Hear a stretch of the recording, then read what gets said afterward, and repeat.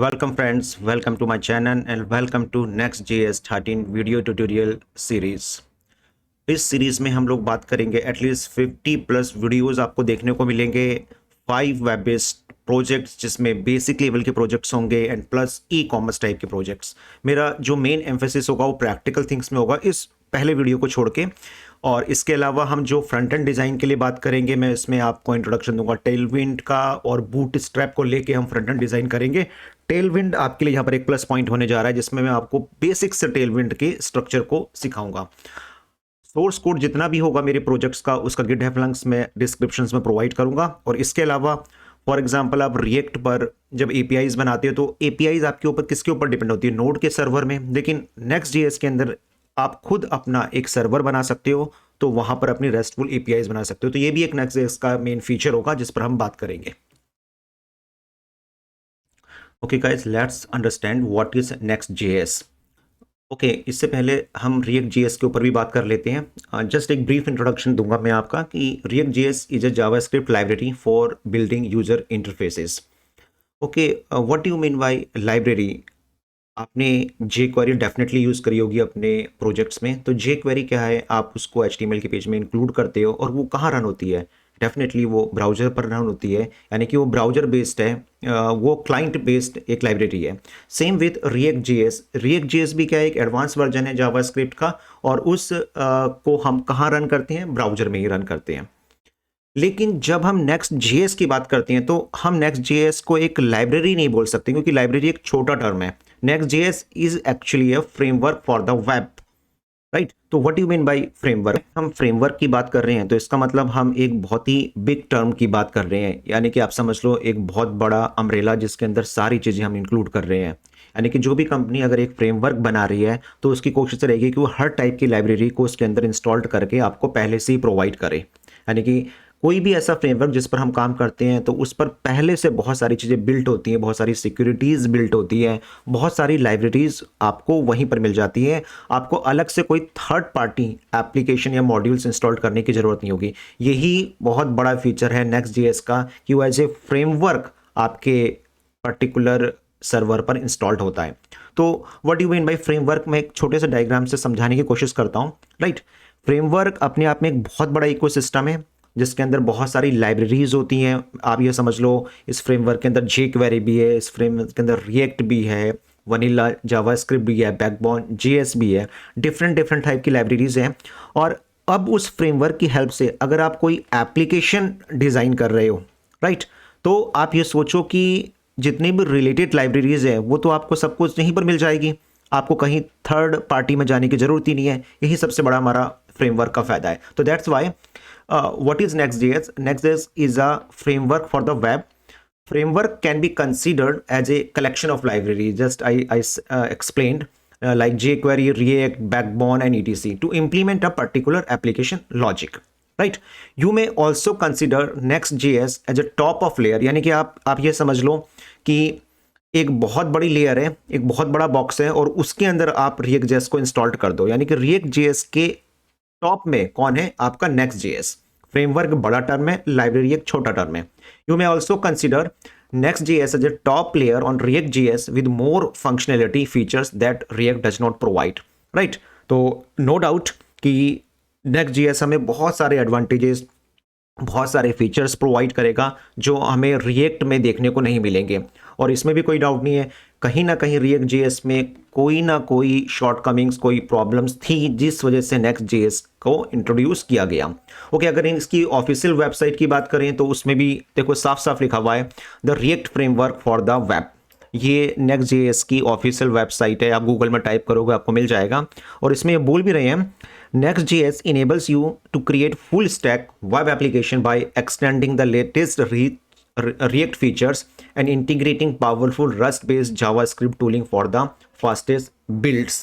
जैसा मैंने आपको बोला कि Next.js अपने आप में फ्रेमवर्क है, तो वो अपने आप में क्या कर सकता है कि एक फुल स्टैक वेब एप्लीकेशन बनाने की परमिशन दे सकता है। इट मीन्स आपको कहीं जाने की जरूरत नहीं है, सारी एपीआईज भी वहीं बनेगी, जिस लाइब्रेरी की जरूरत पड़ेगी वो आपको वहीं पर मिल जाएगा, आपको कोई थर्ड पार्टी एप्लीकेशन इंस्टॉल करने की जरूरत नहीं होगी, राइट? तो this is small introduction of next JS. I hope कि आपको इतना तो समझ में आ गया होगा कि रिएक्ट जेएस अगर एक लाइब्रेरी है तो नेक्स्ट जेएस अपने आप में एक फ्रेमवर्क है, राइट। जैसे मैंने यहाँ पर आपको बताया कि नेक्स्ट जेएस को हमेशा एक टॉप लेयर मानो और रिएक्ट जेएस उसके अंदर की एक स्मॉल लेयर है। तो बेसिकली हम लोग जो काम करेंगे वो रिएक्ट में ही करना है। यानी कि अगर आपको रिएक्ट आती है तो सबसे बड़ा प्रॉफिट ये मिल रहा है कि आप नेक्स्ट जेएस को बहुत जल्दी अंडरस्टैंड कर पाएंगे। काम तो रिएक्ट में करोगे, लेकिन नेक्स्ट जेएस ये बोल रहा है कि जो मेरे फीचर्स हैं वो मैं आपको प्रोवाइड करूंगा। ओके, तो वन बाय वन मैं आपको एक्सप्लेन करूंगा कि नेक्स्ट जेएस में से कौन से फीचर हैं जिसकी वजह से इतना पॉपुलर है, जिसकी वजह से। Okay friends, let's talk about features and advantages of next JS. And I promise you कि अगर आपने इन सारे पॉइंट्स को, इन सारे फीचर्स एडवांटेजेस को अगर वन बाय वन सही तरीके से समझ लिया तो डेफिनेटली आपको नेक्स्ट जेएस को अंडरस्टैंड करने में कोई प्रॉब्लम नहीं होगी। ओके, तो कुछ फीचर्स पर बात करते हैं हम लोग। जैसे पहला हमारे पास पॉइंट है automatic routing, file based routing, no configuration routing. तो इसका क्या मतलब है कि ऑटोमेटिक राउटिंग की जो नेक्स्ट जेएस है वो ऑटोमेटिक राउटिंग प्रोवाइड करता है, यानी कि नो कॉन्फ़िगरेशन, हमें कोई कॉन्फ़िगरेशन नहीं करना है, राइट। फिर है हमारे पास static and dynamic routing, and फिर हमारे पास है प्री रेंडरिंग। तो ये स्टार्टिंग के जो 3 पॉइंट्स है बहुत इंपॉर्टेंट है। अगर आपने इसको समझ लिया तो आप ये समझ लो कि नेक्स्ट जेएस का आप जो सार बोलते हैं जैसे वो आप समझ लोगे। लेकिन उससे पहले मैं आपको प्री रेंडरिंग समझाना चाहूँगा। और राउटिंग में जाने से पहले अगर हम प्री रेंडरिंग समझ लें तो डेफिनेटली आपके जो माइंड सेट होगा वो जल्दी से नेक्स्ट जेएस को समझ पाएगा। तो what do you mean by pre rendering, इसको मैं एक डायग्राम के थ्रू समझाता हूँ आपको। ओके, तो एक डायग्राम मैंने ओपन किया है जिस पर हम पहले सिंपल क्लाइंट सर्वर आर्किटेक्चर को समझते हैं। यानी कि अभी मैं बात कर रहा हूँ विदाउट प्री रेंडरिंग क्या होगा, तो इसको समझने की कोशिश करिए और डेफिनेटली प्लीज़ कोशिश करिएगा इसको समझने की, कि अगर इसको समझ लिया तो आपको ये प्री रेंडरिंग का कॉन्सेप्ट ऑटोमेटिकली क्लियर हो जाएगा। तो बेसिकली होता क्या है, यूज़र एक रिक्वेस्ट करता है किसी पर्टिकुलर फॉर्म की या किसी वेब पेज की, वो सर्वर के पास जाती है, सर्वर उसका रिस्पॉन्स बैक करता है। आपके पास कुछ स्टैटिक HTML, कुछ लिंक्स, डाटा का मतलब डाटाबेस से कोई क्वेरी हुई और आपके पास कोई जेसन डाटा आया, और कुछ जावास्क्रिप्ट इंस्ट्रक्शंस होते हैं। ये सारी के सारी चीज़ें रेस्पॉन्स में आपके पास कहीं क्लाइंट के पास आई, राइट। लेकिन एक प्रॉब्लम है, जो डाटा आपका सर्वर से क्लाइंट के पास आया वो पूरी तरीके से रेंडर नहीं था। तो what do you mean bye render, render का मतलब ये होता है कि फॉर एग्जांपल आपके पास एक फॉर्म आया HTML का, फिर डाटाबेस से आपने कोई क्वेरी करी, कोई स्टूडेंट के रिकॉर्ड आए, राइट। उन रिकॉर्ड को किस तरीके से अपने वेब पेज में दिखाना है, एक लूप लगा के वन बाय वन आपको इसको शो करना है, और शो करने का जो फाइनल आउटपुट आएगा वो यूज़र देखना चाहता है। तो ये सारा का सारा काम जो आपस में मर्ज होगा HTML, जावास्क्रिप्ट, राइट।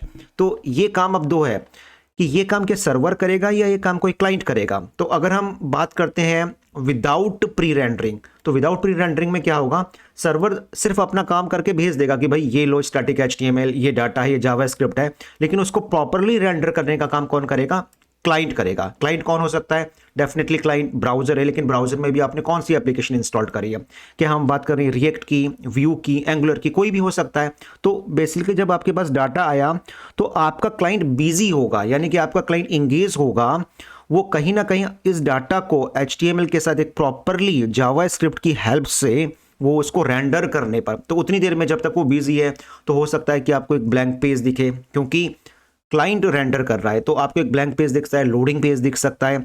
जब वो प्रॉपरली उसको रेंडर कर लेगा, उसको टाइम ले लेगा और आपका जावास्क्रिप्ट प्रॉपरली लोड हो जाएगा, देन फाइनल एक वेब पेज रेंडर होकर जनरेट होता है, उसको आपका यूजर, आपका जो क्लाइंट है, ब्राउजर है, वहां पर आपको देखने को मिलता है। तो बेसिकली इस आर्किटेक्चर में एक प्रॉब्लम क्या है कि जो फाइनल आउटपुट है, जो फुल HTML है, वो रेंडर करने का काम कौन कर रहा है, क्लाइंट कर रहा है। तो क्लाइंट टाइम ले रहा है।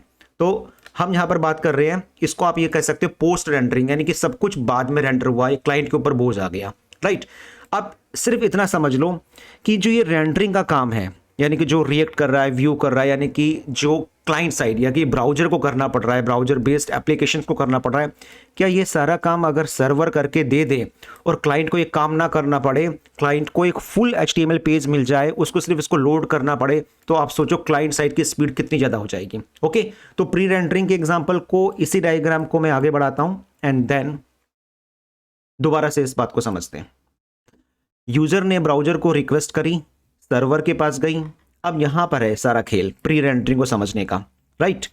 सर्वर के पास डाटा आया, अगेन डेफिनेटली उसके पास स्टैटिक एचटीएमएल आएगा। अब यहाँ पर जो डाटा आया, डाटा को हम और एक्सप्लोर करते हैं कि जावास्क्रिप्ट से कोई एपीआई हिट हुई, डाटाबेस में गई, डाटाबेस से डाटा वापस आ गया आपके पास, and then JavaScript instructions execute हुए। लेकिन अब डाटा डायरेक्टली क्लाइंट को बैक नहीं हुआ, सर्वर साइड ही, यानी कि ये जो डाटा आया था सर्वर साइड ही, जो आपका HTML का पेज था उस पर आपस में रेंडर हो गया, यानी कि रेंडर होने का काम हुआ सर्वर साइड ही। ये सबसे इंपॉर्टेंट चीज है। अगर आपने ये समझ लिया तो आप नेक्स्ट जीएस के इस फीचर को अंडरस्टैंड कर पाएंगे। तो आप यहाँ पर देखो, जो ये मैंने फॉर्म बनाया, यानी कि सर्वर साइड ही जो डाटा आया उसने यहाँ पर HTML रेंडर भी कर दिया और दिखा भी दिया कि HTML का पेज कैसा होगा। और जब ये फुल HTML का पेज बन गया, देन हम बात कर रहे हैं now server is ready to send rendered HTML response. देखो उसमें क्या था, दोबारा इसको देखते हैं। यहां पर सर्वर आपको रेंडर्ड HTML पेज नहीं भेज रहा है, रेंडर यहां पे हो रहा है क्लाइंट साइड। यहां क्या हो रहा है, आपका पूरा का पूरा HTML पेज यहां रेंडर हो गया और देन फाइनल रेंडर पेज आपका रिटर्न हुआ फुल HTML, और then HTML is already rendered, so it loads very fastly in the client side without any delay। और यूजर सीधा सीधा क्या देख रहा है, आपके इस पेज को, user can see HTML page data here, right. तो बेसिकली एक शॉर्ट फॉर्म में अगर समझाऊं, आपका पूरा का पूरा HTML page with data server अगर रेंडर्ड करके आपको दे दे तो this is called pre rendering, और अगर ऐसा नहीं होता है तो इसको हम बोलते हैं विदाउट प्री रेंडरिंग। तो ये सबसे बड़ा फीचर है आपका नेक्स्ट जीएस का, जिस पर हम बात कर रहे थे, दिस वन, प्री रेंडरिंग। अब कि कैसे हम नेक्स्ट जीएस में इस प्री रेंडरिंग को अचीव कर सकते हैं, ये कॉन्सेप्ट हमारा रिएक्ट में नहीं होता है, और ये कॉन्सेप्ट किस में है, नेक्स्ट जीएस में है। तो वहां पर आपके पास 3 पॉइंट्स आएंगे, 3 फंक्शंस आएंगे, 3 पॉइंट्स हैं, प्रॉपर्टीज हैं। Static side SSG, static side generation, incremental static generation and server side rendering. आप ये समझ लो कि इन 3 का यूज करके हम प्री रेंडरिंग को अचीव करेंगे, राइट। मैं अभी प्रैक्टिकल में तो ये बातें शो नहीं कर सकता हूँ, लेकिन नेक्स्ट जो मेरे कमिंग वीडियोस होंगे उसमें मैं 1 बाय 1 दिखाऊंगा। तो आई होप गाइस कि प्री रेंडरिंग का मतलब आपको समझ में आया होगा। देखो हम बहुत टेक्निकली चीज़ों में नहीं जा रहे हैं कि ऐसा है और ऐसा क्यों है, लेकिन सिर्फ प्री रेंडरिंग के कॉन्सेप्ट को आप एज्यूम कर सकते हो, अंडरस्टैंड कर सकते हो कि क्या होगा नेक्स्ट जीएस के अंदर। ओके, तो नेक्स्ट पॉइंट हम बात करते हैं ऑटोमेटिक राउटिंग की, file based routing and no configuration routing. Again ये बहुत ही गाइस बहुत ही इंटरेस्टिंग और बहुत ही बड़ा फीचर है। उसके पीछे क्या रीजन है मैं आपको समझाता हूँ कि what do mean by automatic routing और स्टैटिक डायनेमिक क्या होती है। आप खुद मुझे एक चीज़ बताओ कि अगर आप कोई रिएक्ट की एप्लीकेशन बनाते हो, तो मैं आपको एक छोटा सा प्रोजेक्ट भी दिखा दूँ रिएक्ट का, लाइक दिस वन। कोई प्रैक्टिकल नहीं बता रहा हूँ, मैं सिर्फ समझाने के पर्पज से, जिन लोगों ने भी रिएक्ट करी है। तो बेसिकली क्या होता है कि जब आप कोई हिट करते हो, राउट हिट करते हो, तो फॉर एग्जांपल इसको भी मैं एक डायग्राम पे ले आते हैं, राइट। इसको देखते हैं तो आप कैसे लिखते हो, HTTP लोकल होस्ट 8080, ये तो डोमेन का नाम हो गया, और then company, then services, then R services. तो फॉरवर्ड स्लैश के बाद आपने जो कंपनी दिया, फॉरवर्ड स्लैश का सर्विस दिया, ये क्या है, आपके राउट्स हैं। यानी कि जब फर्स्ट टाइम आपका URL हिट हुआ तो सबसे पहले आपका सर्वर फाइंड करता है कि कंपनी राउट एग्जिस्ट करता है कि नहीं करता है। तो रिएक्ट में क्या है, ये आपको पहले ही अपनी ऐप में या जो भी आपकी स्टार्टिंग फाइल है वहां पे राउट्स बताने पड़ते हैं। कैसे, with the help of browser route. आप क्या बोलते हो कि जब भी ऐड रिज्यूमे, जब भी रेफरेंसेस यानी कि राउट हिट होंगे, देन उसका कंपोनेंट और उसका अटैच होता है, राइट। आपको अपने राउट्स बनाने पड़ते हैं। अब मैं आपको सिंपल ये बोल रहा हूं कि अगर आपको ये बनाना ही ना पड़े और आप जो भी फोल्डर बनाओ अपने हिरार्की के अंदर और उसको हिट करो, इट मीन्स आप अपने प्रोजेक्ट के अंदर बना रहे हो कंपनी नाम का, ये जो, अगर इन राउट्स की बात करूं तो कंपनी को मैं एक फोल्डर मान लेता हूं, सर्विसेज को मैं एक फोल्डर मान लेता हूं, आर सर्विस को मैं एक JXT फाइल बना लेता हूं। यानी कोई राउट डिफाइन नहीं करनी है। आप जैसे जैसे अपने फोल्डर बनाओगे, जैसे फाइल बनाओगे, बस वैसा ही आपको URL में लिखना है। इट मीन्स जैसे आपका फोल्डर और फाइल स्ट्रक्चर होगा वो ही by default React Next JS के अंदर राउटिंग का कॉन्सेप्ट बन जाएगा। कैसे, इसको भी समझाने के लिए मैं एक छोटा सा प्रोजेक्ट नेक्स्ट जीएस का ले लेता हूं। देखो प्रोजेक्ट के थ्रू मैं थोड़ा सही तरीके से आपको डेमो समझा सकता हूं, प्रैक्टिकल में हम नहीं जाने वाले हैं। तो फॉर एग्जांपल ये मेरे पास एक प्रोजेक्ट है नेक्स्ट जीएस का, राइट। डिफरेंस ये है कि यहाँ पर एक पेजेस नाम का एक फोल्डर होता है, एक पब्लिक नाम का, ऐप नाम का, जबकि वहाँ पर आपने SRC नाम का एक फोल्डर देखा होगा। तो बेसिकली नेक्स्ट में जब हम बात करेंगे, जब हमारा प्रैक्टिकल आएगा, तो सब कुछ आप समझ लो ये पेजेस नाम का फोल्डर है, राइट। तो इसमें बेसिकली हमें क्या करना पड़ता है, जैसे आपको अबाउट अस का पेज बनाना है, सर्विसेज का पेज बनाना है, तो आपको सिंपली क्या करना है, इस पेजेस के अंदर आप अब about.js अपने एक सिंपल एक फाइल बनाओगे।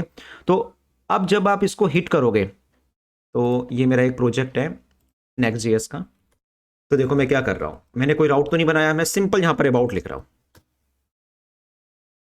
ये देखो रन हो गया। इट मीन्स आपने इस पेजेस नाम के फोल्डर के अंदर about.js फाइल बनाई, उसने जैसे ही उसको वहां पर वो फाइल मिली उसने उसको रन कर दिया। उसी तरीके से, ये तो मैंने फाइल का एग्जांपल दिया, उसी तरीके से आप अपने फोल्डर बेस्ड भी काम कर सकते हो।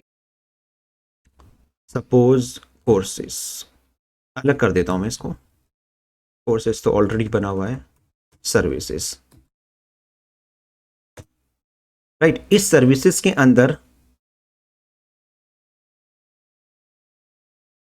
मैं एक फाइल बनाता हूं, माई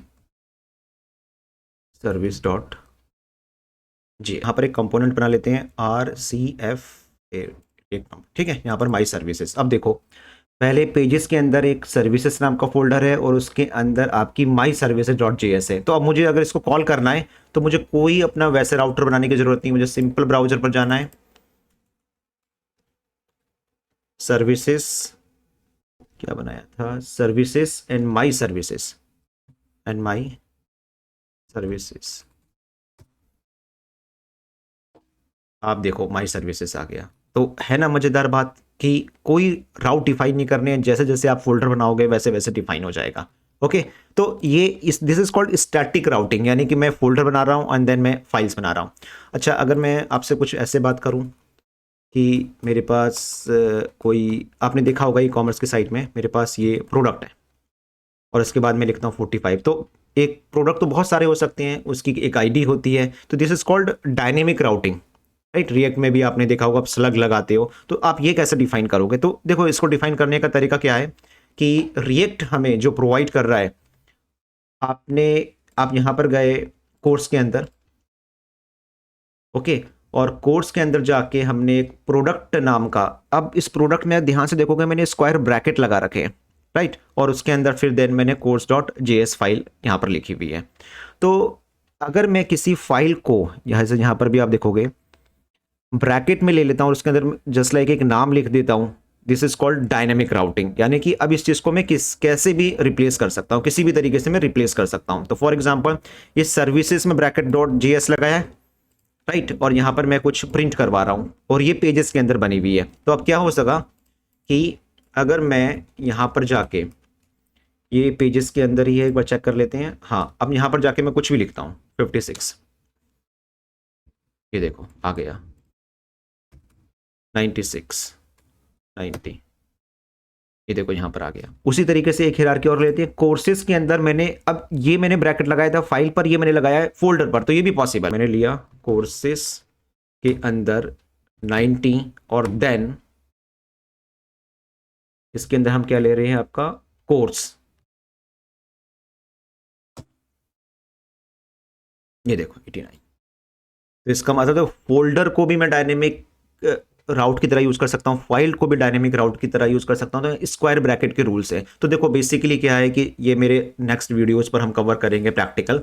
ये तो मैंने छोटा सा इंट्रोडक्शन दिया था कि what do you mean bye automatic routing का मतलब अब आपको समझ में आया होगा प्रैक्टिकल देखने के बाद कि आपको कोई राउट्स नहीं बनानी है रिएक्ट में, जैसे हम बनाते हैं जो फोल्डर का नाम होगा, जो फाइल का नाम होगा, वही टाइप करना है और डायरेक्टली रन हो जाएगा। तो दैट्स वाई इसको कहा गया है नो कॉन्फ़िगरेशन राउटिंग।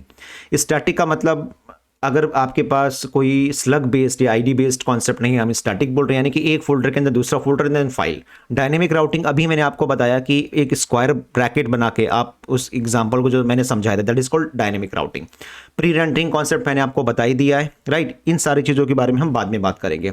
तो गाइज अगर आपने इन स्टार्टिंग के 3 पॉइंट्स अगर आपको थोड़ा भी समझ में आए होंगे तो आप फील कर सकते हो कि नेक्स्ट.js के अंदर कैसी पावर है, मतलब कितना बड़ा फ्रेमवर्क ये होने जा रहा है मार्केट के अंदर। ओके, नाउ एसईओ फ्रेंडली, अब ये भी मैं आप प्रैक्टिकल से ही आपको ये बात समझ में आएगी। छोटा सा एग्जांपल ले लेते हैं, ये जो मेरा प्रोजेक्ट है ये वाला, ये मेरा है नेक्स्ट.js का, मैं इसका मेन और रूट चला के दिखाता हूं, और इसके लेफ्ट में मैंने एक प्रोजेक्ट बना रखा है रिएक्ट के अंदर। और ये आप ना खुद भी अपना प्रैक्टिकल करके देख लेना, या कोई ऐसी वेबसाइट जिसमें नेक्स्ट रन कर रहा हो रिएक्ट, देखो क्या होता है। इसमें राइट क्लिक करो, व्यू पेज सोर्स करो। तो आप मुझे एक चीज़ बताओ कि क्या आप मुझे बता सकती हो कि जो मेरा कंटेंट है वेलकम इन रिएक्ट, क्या आपको कहीं मिलेगा ये देखने को?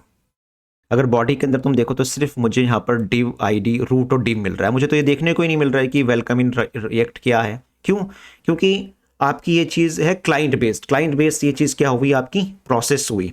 तो रिएक्ट की एप्लीकेशन में क्या होता है, कंटेंट आपका कभी भी सोर्स में देखने को नहीं मिलता। तो यहाँ एक प्रॉब्लम है, गूगल इसको तो उठा लेगा मेटा डाटा को, यहाँ से नेम हो गया, कंटेंट हो गया, डिस्क्रिप्शंस हो गए, लेकिन जब उसको बॉडी के अंदर कंटेंट ही नहीं मिलेगा तो फिर आपकी वेबसाइट को वो एसईओ फ्रेंडली तो हो ही नहीं सकती। उसको पता ही नहीं चल पाएगा कि उस पेज के अंदर प्रोडक्ट का नाम क्या है, उस प्रोडक्ट का प्राइस क्या है, वो उसकी कैटेगरी क्या है, उसको सर्च ही नहीं कर पाएगा। ओके, लेकिन नेक्स्ट जीएस की एप्लीकेशन में क्या है, मैंने अभी बताया था कि सब कुछ सर्वर में पहले से रेंडर्ड होके आता है और पूरा फुल एचटीएमएल आपके पास वापस आ रहा है। तो इसका मुझे क्या फ़ायदा मिल गया, इसमें हमने जो बात करी थी, ये देखो फुल एचटीएमएल आपके पास आ रहा है। तो जब वो फुल एचटीएमएल आता है, अब इसका मैं व्यू सोर्स करूंगा और देखो मैंने क्या लिखा है, वेलकम इन नेक्स्ट जेएस। तो क्या मिलेगा मुझे इस कोड पर, देख ले, और इसको ये देखो गाइस। तो इसका मतलब जब आप नेक्स्ट जेएस की एप्लीकेशन को देखोगे तो उसके अंदर आपके पास मेटा डाटा तो आएगा या पूरा का पूरा वेबसाइट का कंटेंट भी आपको आ जाएगा।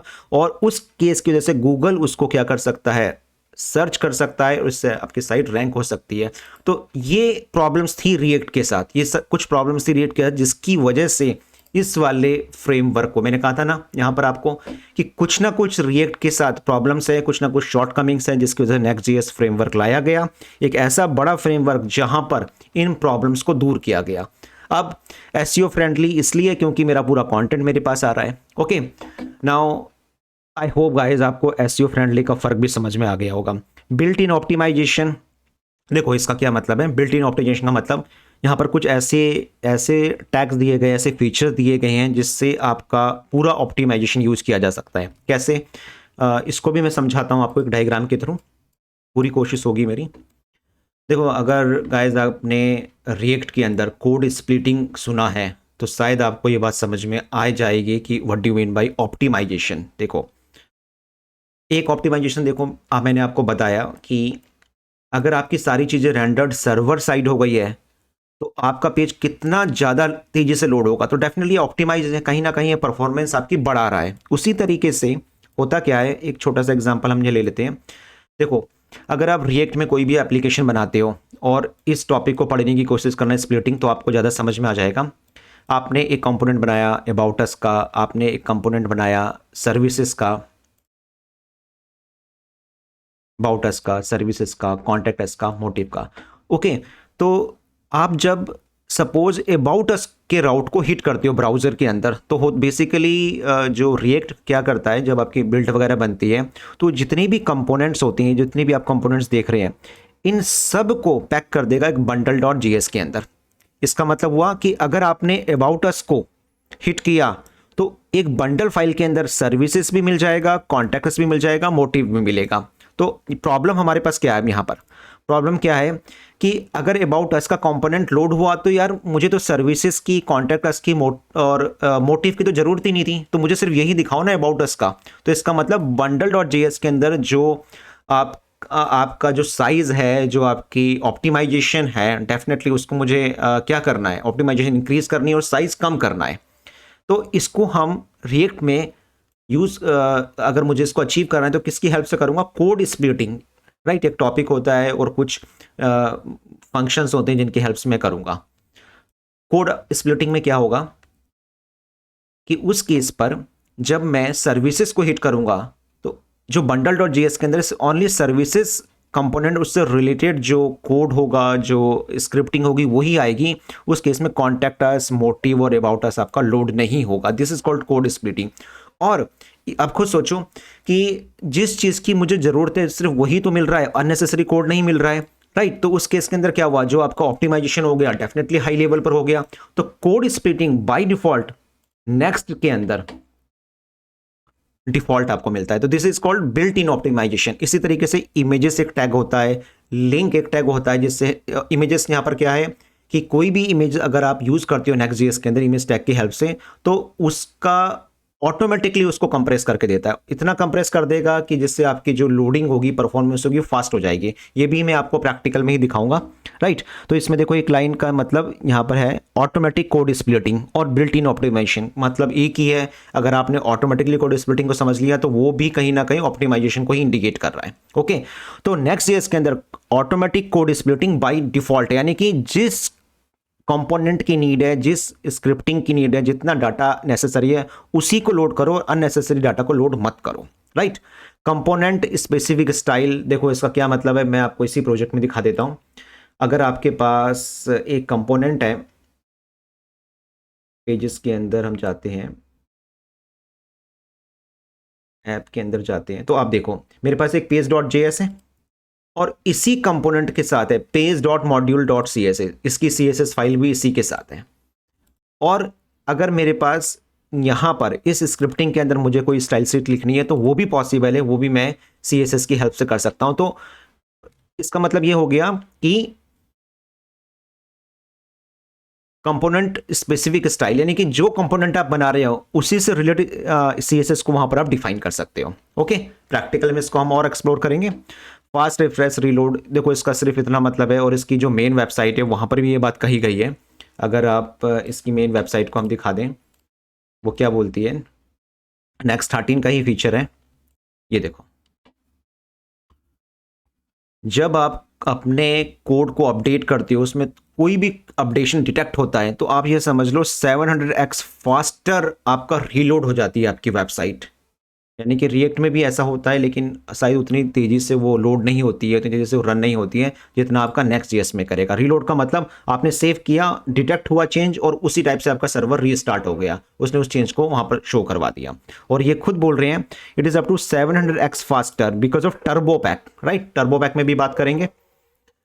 Next.js can be used as a backend server for RESTful API, मैंने आपको बता दिया उस टाइम। आप नोड एक सर्वर है और उस सर्वर के ऊपर आप अपनी RESTful APIs बनाते हो। आप सोचो Next.js एक ऐसी पावर है जिसमें आप अपना खुद का सर्वर बना सकते हो, खुद की REST API बना सकते हो, राइट। तो मेरी कोशिश रहेगी कि मैं Next.js में जो APIs का फंडा है वो इसी में हम लेके चलें। लिंक एक टैग है पहले से जो मुझे प्री फैच की फैसिलिटी देता है, राइट। प्री फैच क्या होता है, देखो छोटा सा एग्जांपल हम ले लेते हैं। मुझे एक चीज बताओ, आप यहां पर लिख रहे हो href और आपने यहां लिखा /contact, तो इसका बेसिकली क्या मतलब हो गया यार, इसका मतलब ये हुआ कि जब मैं रन करूंगा अपने एप्लीकेशन को और इस पर क्लिक करूंगा, कॉन्टैक्ट में क्लिक करूंगा, तो वो कॉन्टैक्ट पेज को लोड करेगा, यानी कि जब मैं क्लिक करूंगा तब लोड करेगा। लेकिन अगर मैं आपसे ये बोल रहा हूं, आपको एक लिंक टैग दे रहा हूं, राइट, और href इक्वल टू, अब मैं इस पर लिख रहा हूं कॉन्टैक्ट, ये Next.js का फीचर है और ये आपको पता ही है कि सिंपल आपका HTML जावास्क्रिप्ट। अगर ये लिंक टैग की हेल्प से क्या होता है कि जब आपकी बिल्ड बनती है तो जानते हो कॉन्टैक्ट पेज को वो पहले ही सर्च कर लेता है आपकी डायरेक्टरी के अंदर, राइट, और उसको ऑटोमेटिकली पहले से ही लोड कर देगा। यानी कि ऐसा नहीं है कि जब मैं क्लिक करूंगा तब लोड आ रहा है, सब कुछ पहले से लोड हो गया।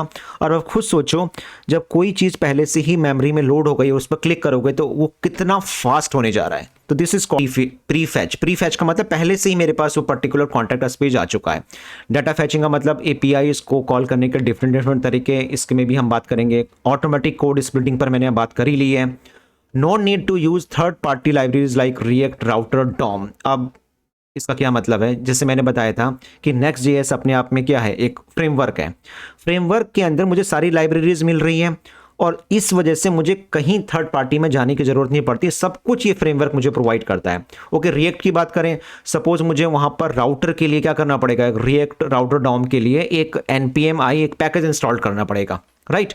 नेक्स्ट में ऐसा कुछ भी नहीं करना है, सब कुछ आपको यहीं मिलने जा रहा है। और एक दूसरी बात, बाय डिफॉल्ट आपके पास नेक्स्ट के साथ टाइप स्क्रिप्ट का सपोर्ट है। जब आप प्रोजेक्ट रन करते हो तो वो पूछता है टाइप स्क्रिप्ट के बारे में। इमेज टैग का मतलब मैंने आपको बताया था कि ऑटोमेटिकली कंप्रेशन की मुझे फैसिलिटी मिल जाती है, यानी कि कोई भी इमेज टैग का अगर मैं Next.js में यूज़ करता हूं तो ऑटोमेटिकली कंप्रेस होती है, जिससे परफॉर्मेंस आपकी वेबसाइट की और फास्ट हो जाती है। ओके गाइस, तो these are the features of Next.js, advantages of Next.js। अगर आपको इसमें से 70% 80% भी समझ में आ गया होगा तो ये तो क्लियर है कि आपको Next.js का पर्पस समझ में आया होगा ओवर React। ओके, और इसके अलावा ये मैं बता दूं वीडियो को एंड करने से पहले कि Next.js 13 फीचर मेरे जितने भी आगे की वीडियोज होंगे Next 13 को रखते हुए ही मैं बनाऊंगा। हाँ, इसमें एक डिफरेंस बता दूं, और जिन लोगों ने थोड़ी बहुत भी Next.js करी होगी कि जब आप Next.js को इंस्टॉल्ड करते हो तो वहाँ पर एक एक्सपेरिमेंटल बेस्ड चीज़ें वो पूछता है। जैसे ये देखो, एज वी अनाउंस, देखो उन्होंने क्या अनाउंस किया है Next.js ने कि Next.js में जो न्यू फीचर्स आए हैं वो है कि एक ऐप डायरेक्टरी का एक फीचर आ गया है जिसके अंदर layouts, react server components, streaming, turbo pack, new और बहुत सारे ऐसे फीचर्स हैं जो इन्होंने इंट्रोड्यूस किए गए हैं। तो हम इन सब के बारे में बात करेंगे। ऐप डायरेक्टरी, इसका मतलब मैं आपको प्रोजेक्ट में ही दिखा देता हूँ हाथों हाथ। तो ये देखो, जब मैंने इस प्रोजेक्ट को इंस्टॉल किया तो साथ में मुझे एक ऐप डायरेक्टरी अपने आप बन के आ गई जिसमें मुझे head.js, layout.js, page.js ये सब यहाँ देखने को मिल रहा है। ओके, जबकि सिंपली जिन लोगों ने पहले 12 इंस्टॉल करी है, 11 इंस्टॉल करी, तो वहाँ आपको ये सब कुछ नहीं मिलता है। और ये एक्चुअली में पूरी तरीके से एक्सपेरिमेंटल बेस्ड है ये चीज़ ऐप डायरेक्टरी के बारे में। ओके, तो Next 13 and the pages directory are stable and ready for production, update today by running. ये तो मैं पहले का ही पढ़ रहा हूँ। और इस तरीके से इसके अंदर आपको लेआउट्स देखने को मिलेंगे, server components, streaming, support, data फैचिंग। Okay, देखो सब कुछ तो एक वीडियो में कवर करना पॉसिबल नहीं है, लेकिन हाँ ये मैंने आपको बता दिया कि ये Next 13 के फीचर्स हैं, राइट, जिसके बारे में मैं नेक्स्ट वीडियोस में बात करेंगे। मैं वहाँ फोल्डर स्ट्रक्चर में बात करूँगा, कैसे Next.js को इंस्टॉल करना है, एक्सपेरिमेंटल बेसिस जो ऐप डायरेक्टरी दे रखी है इसका क्या मतलब है क्या नहीं। ओके गाइस, तो नेक्स्ट वीडियोस में हम बात करेंगे फोल्डर स्ट्रक्चर की, कैसे Next.js को इंस्टॉल्ड करना है और भी बहुत कुछ। तो प्लीज़ मेरे वीडियो सीरीज में बने रहिए और आई प्रॉमिस कि आपको बहुत कुछ सीखने को मिलेगा।